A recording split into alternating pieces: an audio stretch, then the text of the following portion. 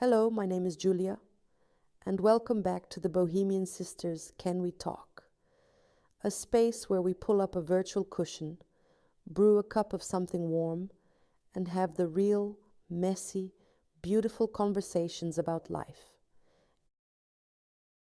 And today, can we talk? Can we talk about the holiday season? Now, if you look at the movies or scroll through social media, this time of year is supposed to be all twinkling lights, perfect family gatherings, and unbridled joy. It's a season of peace on earth and goodwill towards all. And for some, it truly is magical. But for so many of us, it's also a time that amplifies two of the heaviest feelings we can carry: stress and loneliness. It's like there's this immense pressure to be happy. And if you're not, the contrast can feel like a personal failure. So if you're feeling this way, first and foremost, I want you to know you are not alone in your loneliness. It is not a flaw. It is a human response to a season that can be incredibly demanding and emotionally complex. I want to share a story with you. It was about 5 years ago. I had just moved to a new city for a job. I didn't know anyone. My family was a 3-hour flight away. And with my entry-level salary and limited vacation days, flying home for Christmas just wasn't an option. I remember putting on a brave face on video calls, seeing my siblings and cousins all together in my parents' cozy, chaotic, smelling like pine and gravy living room. They were all talking over each other, laughing, and I was in my quiet beige apartment with my single string of fairy lights, trying to angle the laptop so they wouldn't see how empty it was. After the call ended, the silence was deafening. It was Christmas Eve. I felt a loneliness so profound, it was physically aching. It wasn't just about being physically alone. It was the feeling of being disconnected from the narrative, of being on the outside looking in at a world of belonging that I, for that moment, couldn't access. I ended up eating leftover takeout and watching a marathon of cheesy movies, not because I wanted to, but because the noise filled the void. I felt like I was doing the holidays wrong. And then there's the stress. Oh, the stress. Even if you are with family, it can be its own special kind of tornado. Another memory, the year I did make it home. I was so excited, but within hours, it felt like I had reverted to my teenage self. Old dynamics kicked in. My mother was stressed about cooking the perfect meal. My father was grumbling about the cost of everything. My sister and I bickered over something trivial that was really about old, unresolved resentments. There was this underlying tension, this checklist of forced fun. We must be happy now. We must take the perfect family photo now. We must all love each other's gifts and have profound, meaningful conversations. I remember locking myself in the bathroom, sitting on the edge of the tub, taking deep breaths, and just thinking, is this it? Is this what I was so desperately missing last year? This performance? The pressure to create a perfect hallmark moment when real life is messy and families are complicated and budgets are tight. It's a recipe for overwhelm.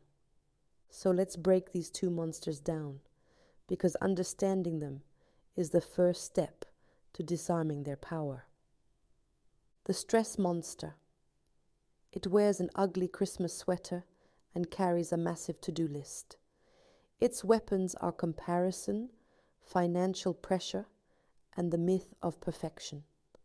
The to-do list of doom: gifts, travel, cooking, decorating, social events, cards. It's endless.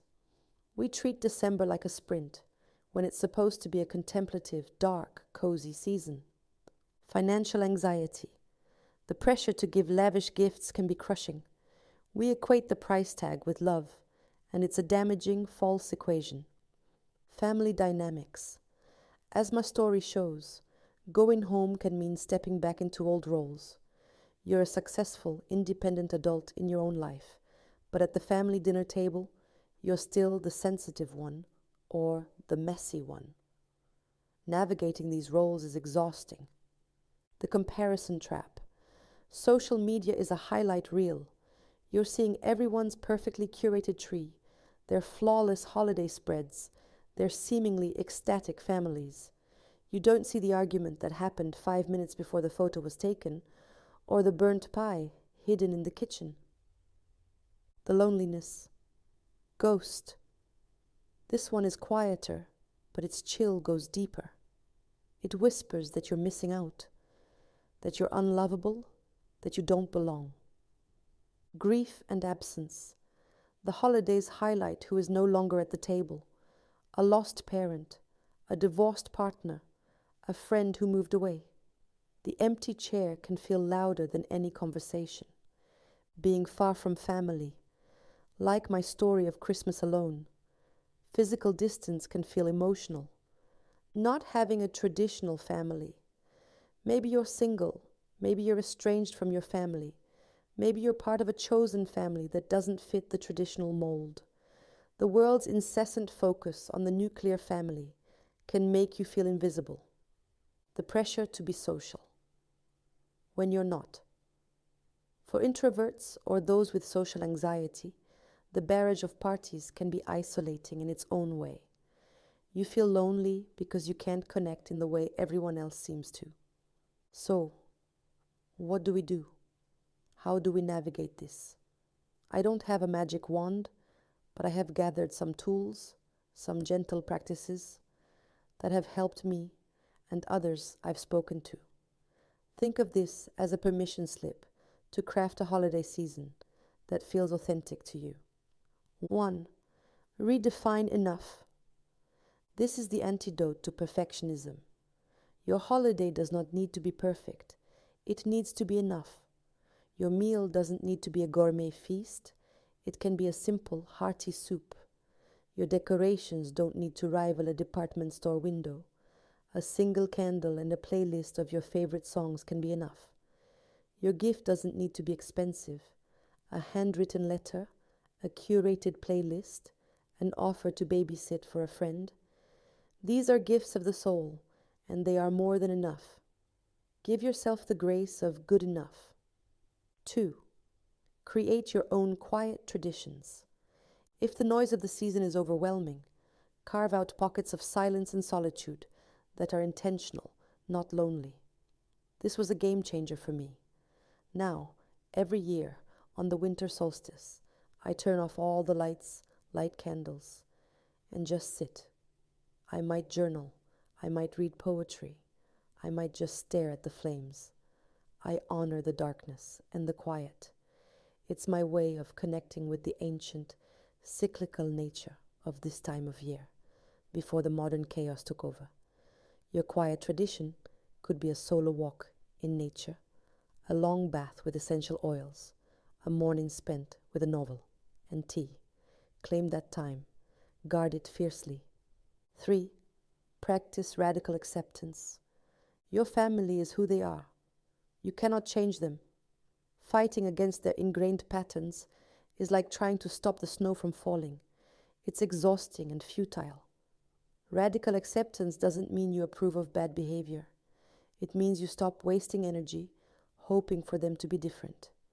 You go into the gathering thinking, okay, Uncle Bob will make that political comment. Mom will criticize the turkey. My sister will be late. When it happens, instead of your blood pressure spiking, you can almost smile and think, ah, there it is. You detach from the drama. It loses its power over you. 4. Connect, but on your terms. Loneliness craves connection, but it has to be real, not forced. If big parties drain you, don't go to all of them. Instead, initiate a one-on-one coffee date with a friend. If you can't be with family, create a Friendsgiving or Orphan Christmas with others who are also solo. Some of my most cherished holiday memories are from these found family gatherings. The pressure is off, the menu is potluck, and the laughter is real. And if you are physically alone, find ways to connect that feel good.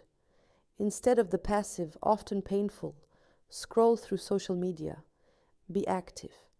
Send a heartfelt text to a friend you haven't spoken to in a while. Write an old-fashioned letter to a grandparent. Volunteer. Serving meals at a shelter on Christmas Day not only helps others, but it instantly recontextualizes your own loneliness into a sense of profound purpose and community. 5. Feel your feelings, all of them.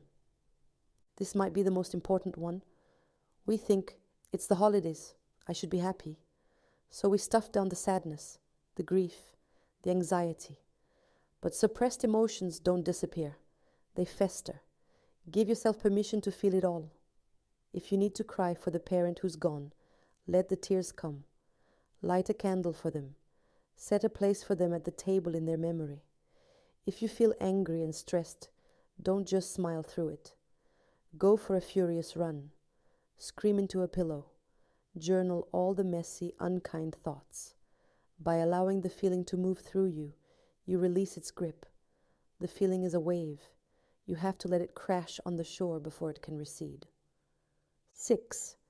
Manage your energy, not just your time. We focus on time management, but energy management is more crucial. Identify your energy drains and your energy givers. Energy drains. The mall on December 23rd. Certain relatives.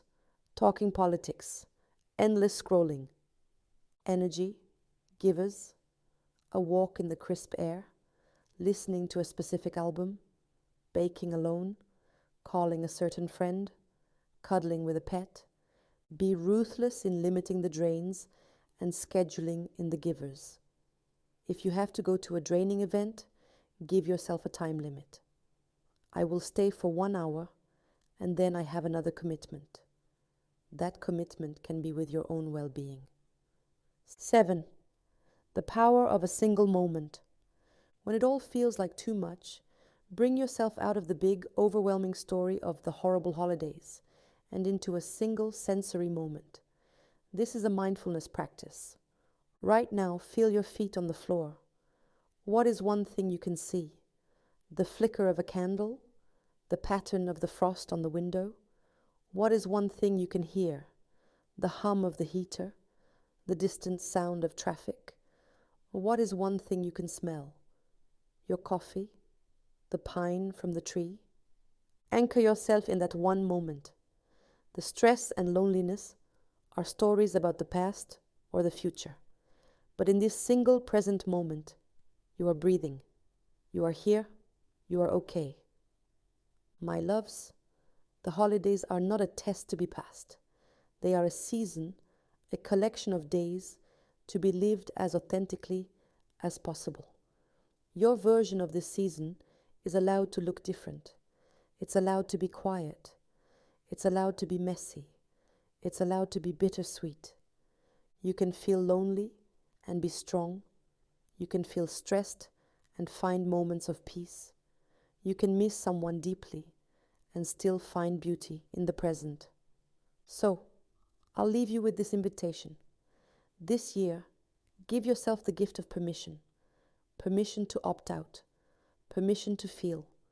Permission to create your own rules. Permission to simply be exactly as you are. Thank you for letting me have this conversation with you. It means more than you know. This is Julia from the Bohemian Sisters, sending you so much peace, warmth, and gentle strength. Until next time, be kind to yourself.